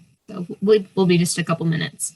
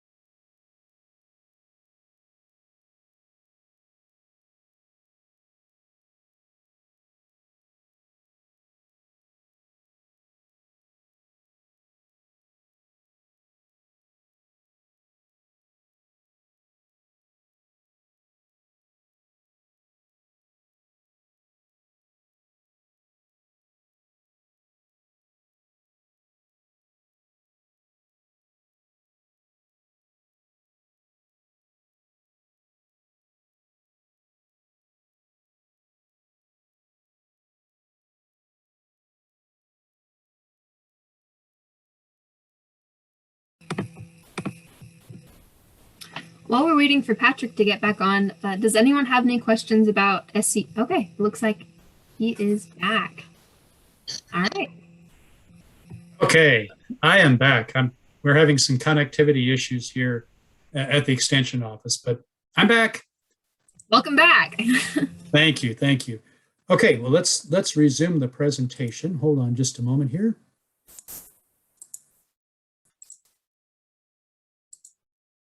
Okay, can we see the presentation now, Anna? We can. Okay, let me bring it up into presentation mode. All right, very good. Okay, I'm not sure exactly where I left off, but let's talk about selling to restaurants. We're going to drill down now into some specific opportunities for wholesale marketing. And this is an interesting picture. It was an event we had recently where we were connecting farmers with chefs. And you can see in the foreground there a chef in deep conversation with a farmer. And again, it can be an excellent way to market product. We have, when we think of entrepreneurial farmers, we can match them with entrepreneurial chefs. And there are many chefs that are extremely interested in sourcing the ingredients that they use in their restaurants and other outlets from local farmers. And so there's a great opportunity here. Chefs value fresh, high quality products. They value them as much as farmers do. So again, this is an advantage from the standpoint of marketing to chefs. Now, some considerations. In many cases, the order size may be fairly modest. The chef may be interested in something specific, a niche product. They don't need a lot of it, but they might need frequent delivery. And to give you an example, I have a friend who grows figs. And figs are an unusual product from Missouri. And he has found a market in St. Louis to high-end restaurants where the figs are used to garnish desserts. Now, the chef doesn't need a lot of figs. The chef needs perhaps 50 figs for an evening, but the chef needs 50 figs every 4 days. And so each individual order is not huge, but frequent delivery. And so, again, recognize that this might be the case. There are other situations, though, where a chef may be interested in larger quantities, for example, salad mix or heirloom tomatoes or something else that is more of a mainstream menu item. Chefs demand top quality produce. Chefs know that the quality of their dishes is directly related to the quality of the produce. Important for farmers to stay in close contact with chef clients. Those people who are successful with this market provide weekly availability lists to their chef clients. And chefs may require a consistent supply of particular items. In other words, as chefs are developing menus, they need to have an understanding with the farmer that farmer can supply the raw materials needed for the menu items over time. Now, yes, some restaurants have weekly or even daily special menus, but other restaurants don't change menus as frequently. And so in that case, if a farmer is going to supply a crop to meet the needs of a dish on that menu, there needs to be a consistent supply of that particular crop. Some tips, again, be consistent. Chefs expect supply to meet menu items. Relationships are critically important when working with restaurants, and not just with the chef, but with the other restaurant staff as well, and oftentimes with the restaurant owner, because chefs come and go. But if you've got a good relationship with a restaurant, when a new chef comes on board and they're looking around for sources, the other personnel at the restaurant can point that chef in your direction. Make sure that you can meet delivery schedules that are needed for the restaurant. A restaurant can be a great place to introduce new products. I remember just a fun product several years back. I was working in a pawpaw research planting, and we had about 50 pounds of pawpaws that didn't have a home. And so I have a friend who's a very, very innovative chef at a restaurant here locally. And I reached out to him and said, what would you do if someone were to deliver 50 pounds of pawpaws? He said, I would develop a new product. And I said, I'll be by later on today. And he took those pawpaws and turned them into just the most delicious pawpaw ice cream. And with 50 pounds of pawpaw, he could make a large batch of ice cream, could then be frozen, and then he could use that on his menu for several weeks. And it was just such an exciting thing to be involved in. So don't be afraid to talk with chef clients about new products. Again, it's important to stay in touch with chefs with a faxed or email list of availability. Educate chefs, invite them to the farm, show them how crops are grown, and again, developing that relationship, but also learn from chefs. Chefs will tell you what they are looking for. A chef may say, well, I have this particular dish and, I always import my shallots from France. Well, we can grow fabulous shallots here in the Ozarks. So if a chef is using a product to make a high-end dish, and you can supply some of the raw material, why not? Why not? Whole plannings meetings with chefs, as I showed you earlier, and then understand restaurant needs too, from the standpoint of delivery times and operating as far as size of containers and packaging, all those sorts of things. Now, is this right for you? Which restaurants are the best fit for what I'm growing? If I'm growing like more of a mainstream product, then so be it. But if I'm growing a high-end product like those figs, then I'm probably going to focus on more of the white tablecloth restaurants that are looking for something that is highly unusual. Can I meet the production, handling, storage, and delivery methods that are needed to get quality to high-end chefs? Again, this is very important. Can I meet the expectations as far as deliveries? Do I want to deliver to a chef 2 or 3 times a week? Am I comfortable operating in this space? And some people are not, and that's fine. Others thrive on that relationship with chefs. Okay, do we have any questions about selling to restaurants? We do not. Okay.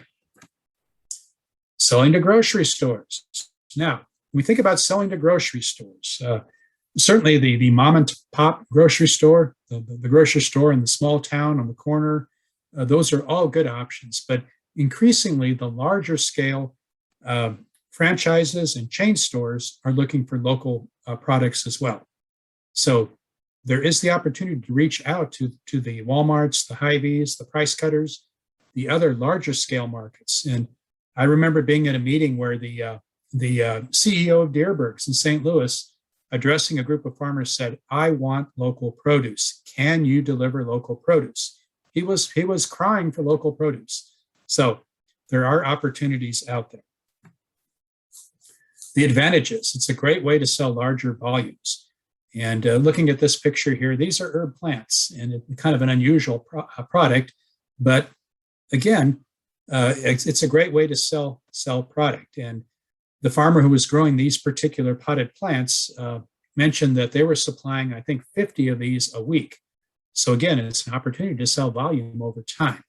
Stores may buy a range of products. It's been many farmers' experience that they start out with a flagship item like apples, for example, and before long, they build a relationship with their stores, and those stores are now interested in winter squash or watermelons or whatever the other product might be. So it can be a way to develop a larger scale relationship based upon an initial crop offering.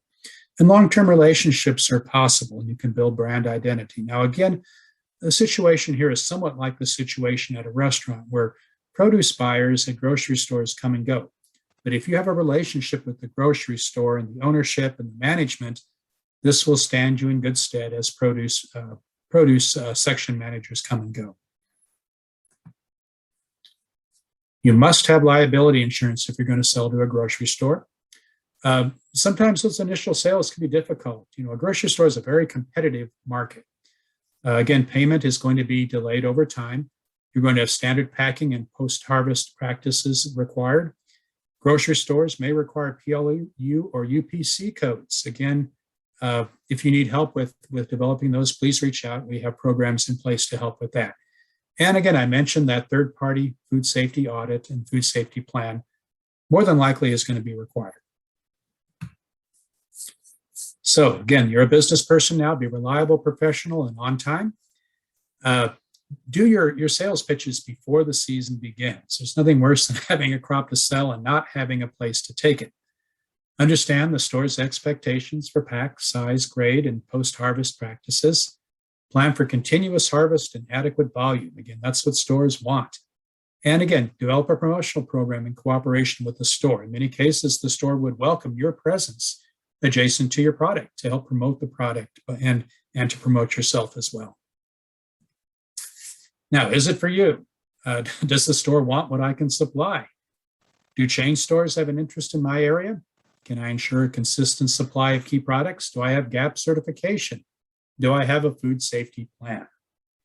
Okay, any questions on selling at grocery stores? No grocery store questions. Okay. Now let's talk about institutional markets. And this is a relatively new approach for many of our farmers. Again, the idea of selling to a school system, a prison, a hospital, a college, this is a new approach, but it does have great potential here in Missouri. So you can sell large volumes of many products, and there's lots of sales outlets. This is Fordland High School, the high school in my hometown, and they're interested in buying local, believe it or not. Who would have thought? A high school in a small town. There are cases where federal installations such as prisons and military bases are mandated to buy at least a portion of their food service locally. So again, there is opportunity here. Now, while larger volume sales are possible, the price per unit is going to be lower. Good communication is a must, as it is with all wholesale outlets. Some institutions may require a more processed product. For example, an institution may be interested in buying lettuce, but they want it already chopped in a lettuce mix. They may require that wrapper leaves be removed. They may require that crops be chopped rather than whole and intact. So again, check with the outlet that you're interested in serving and find out what their requirements are. Liability insurance is required. Health department requirements must be met. And many of them are going to require a third-party food safety audit. Some tips. Again, research the institution. Figure out who makes the buying decisions. So sometimes this is more challenging than you might think. Understand the product requirements. Again, things such as quality, the type of pack, and the size of the product, delivery times, how much liability insurance you need, whether or not you need that GAP's third-party certification. And then again, deliver consistent volumes and quality. Is selling to an institutional market for you? Well, do you have that liability insurance and GAP certification? Can you deliver in the desired pack? Do you have enough product? And can you do light processing? Do you have a facility that is approved for light processing?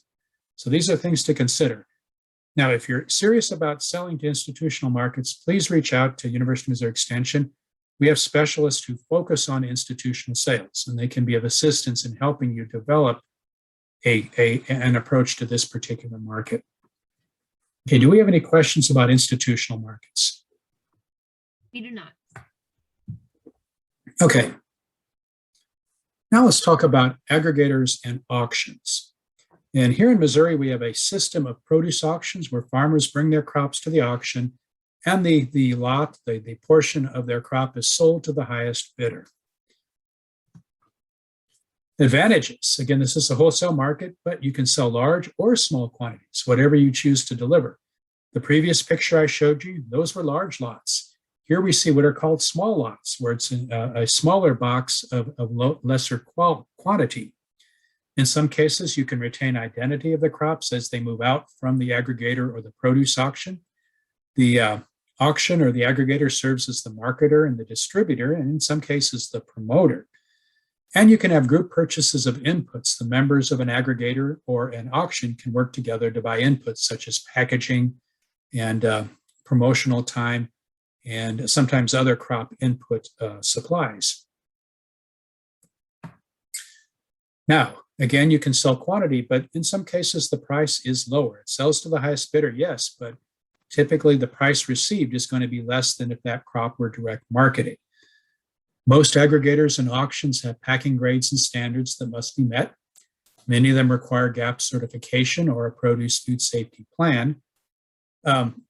You're considered to be a member of an aggregator or an auction, and that means that you have to participate as a member. This may mean attending membership meetings. It may mean taking on some of the management of the aggregation of the auction, things such as setting up chairs beforehand or cleaning up afterwards. Those are all things that come with membership. And there's likely going to be annual fees and or a percentage of sales paid back to the auction or the aggregator to support the activities of the auction or the aggregator. Some tips. Check around to see if this market is available, and then find out about membership requirements. There may be cases where an auction is not open to general membership. It's an auction where the members are just members of a particular group. And so find out if the membership is open at a particular auction or an aggregator before you work too far along in your planning. Before planting, check to see what products are of interest, and this is done by attending membership meetings and talking with the other members of the aggregator or the auction. And make sure that you understand the legal business structure of the aggregator or the auction. In some cases, in an auction setting, the auction never owns the product. It's just a pass-through, and the person who brings the product owns it until it sells to the next step in the chain. And this is important from the standpoint of traceability. And again, if you have any questions about that, be sure to check with the management of the aggregator or the auction to understand that clearly. Now, is this the right market for you? Are your personal and business goals in alignment with membership? Does the sales site have a good reputation? Do you have the time to commit to being a member and the things that you have to do in addition to farming and marketing activities? And are you prepared to adhere to the rules regarding quality and other standards? So again, make sure that you can answer all of these in the affirmative. Any questions relative to aggregators or auctions? Nope, no questions right now. Okay.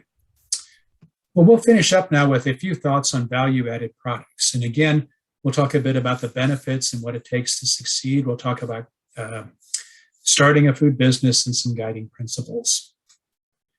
So why would you want to consider value-added? Why would you consider taking your raw fruits and vegetables and turning them into a value-added product? Well, it's a great way to increase farm income. It, in many cases, allows you to open new markets, particularly markets such as internet-based markets. Creates recognition from your farm. It helps you expand the market season. In many cases, value-added products are shelf-stable.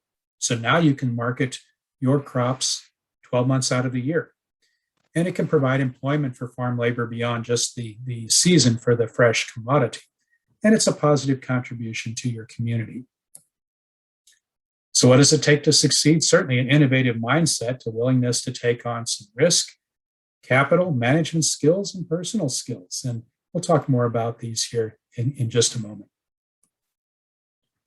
So starting a food business, again, recognize that it is competitive, and particularly if you're dealing with more mainstream products like salsas, jellies, or jams, very competitive. Keep in mind that food is a mature industry. There is still room for innovation and for new products, but in many ways, food is a mature industry and the margins are fairly narrow. Retailers wield considerable power over food manufacturers. So marketing in a traditional fashion through a retailer can be very challenging for farmers, particularly for small-scale farmers. And small-scale processors may find it difficult to find outlets for small-scale production, again, working through traditional food businesses. So again, the opportunity is to look beyond the mass market or even the grocery store, and to look towards what are called niche food markets. This is where producers create value by adding services. So how can you take your value-added product and turn it into a niche food product? Well, you can differentiate it by organic certification. You can tie what you're growing to a place, tie it to your farm. You can produce products that have specialized health benefits, foods for people with health issues. For example, people who have gluten intolerances or allergies. You can produce ethnic foods or unusual foods, but these are all ways to take crops and turn them into niche food products that offer a greater chance for profitable sales. Again, just a graphic example. If you try to compete head-on with Smucker's red raspberry jam in a grocery store with your jam, that's going to be a challenge. But looking at what Persimmon Hill has done, where they're marketing at their farm and marketing through an internet-based platform, they are differentiating their products and tying it to their place. They don't have to compete head-on with Smucker's red raspberry jam on a grocery store shelf. And quite frankly, they can compete very effectively on their farm and on their internet platform. Now, market research is very important. Who's going to buy your product? What price will return a fair profit? Where are you going to sell the product? And how will you promote the product? If there's competition, how will you overcome competition? What regulations do you have to deal with? Okay, so the next step is to describe your product. Figure out what your formulation or recipe is going to be and source your ingredients and your packaging. come up with a method of preparation and recipe, come up with processing procedures, and come up with packaging. And all this can be a little bit daunting. And a good way around that is to work with what's called a co-processor, a co-packer, a third party who can do all of this for you. Now, you have the idea. In many cases, you have the recipe, but work with a third party to come up with these things initially. Here's an example. So if we look at these two bottles of pumpkin butter and peach butter, you notice there's some similarities in the size of the container, the type of container, the label design. These were all done with a third-party private label manufacturer. They were made by a company that focuses on helping farmers develop new products. And this can be an excellent way. You start with your recipe, you start with your product, or you with your raw materials, and a third party actually makes the product, packages it, and labels it, and then ships it back to you for sales. Look into your regulations. Here in Missouri, these are frequently related to your health department, both the county and at the state level. Think about your processing procedures, facilities, and your water sources. And then develop your label. And all of these things should be on your label: the name of the product, your ingredient labeling, nutritional labeling, your UPC code, and any special labels. I will mention here, be very cautious about health claims. In fact, you can get into a lot of trouble with unsubstantiated health claims on labels.